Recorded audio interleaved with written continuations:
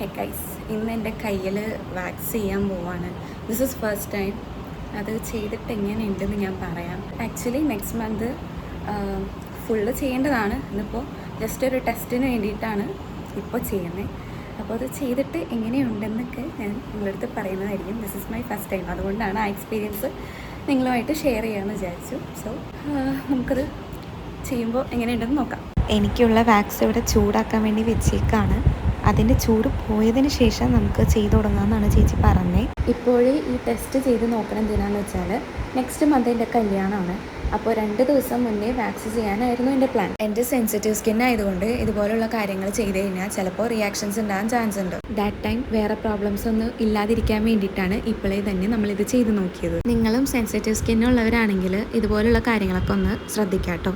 ഫംഗ്ഷൻസിന് മുന്നേ തന്നെ ചെയ്യാതെ ഇതുപോലെയൊക്കെ ഒരു ടെസ്റ്റൊക്കെ എടുത്ത് നോക്കിയിട്ട് മാത്രം ചെയ്യുക. വാക്സ് ചെയ്യാനായിട്ട് എനിക്ക് ഭയങ്കര പേടിയായിരുന്നു. കാരണം നല്ലപോലെ ഹെയർ ഗ്രോത്ത് ഉള്ള ആളാണ് ഞാൻ. അത് പക്ഷേ ചെയ്ത് തുടങ്ങിയപ്പോൾ എനിക്ക് അത്രയും വേദന ഇല്ലയെന്ന് കണ്ടപ്പോൾ ഉള്ള സന്തോഷമാണത്. ചില സ്ഥലങ്ങളിൽ മാത്രം വലിച്ചെടുക്കുമ്പോൾ നമുക്ക് പെയിൻ ഉണ്ടായിരുന്നുള്ളൂ. ബാക്കിയുള്ള സ്ഥലത്തൊക്കെ നമുക്ക് അധികം പെയിൻ ഉണ്ടായില്ല. ഇത് കഴിയുമ്പോൾ ചെറിയ രീതിയിലെങ്കിലും നമ്മുടെ സ്കിന്നിൽ റെഡ്നെസ് വരും എന്നൊക്കെ ചേച്ചി പറഞ്ഞു തന്നിട്ടുണ്ടായിരുന്നു.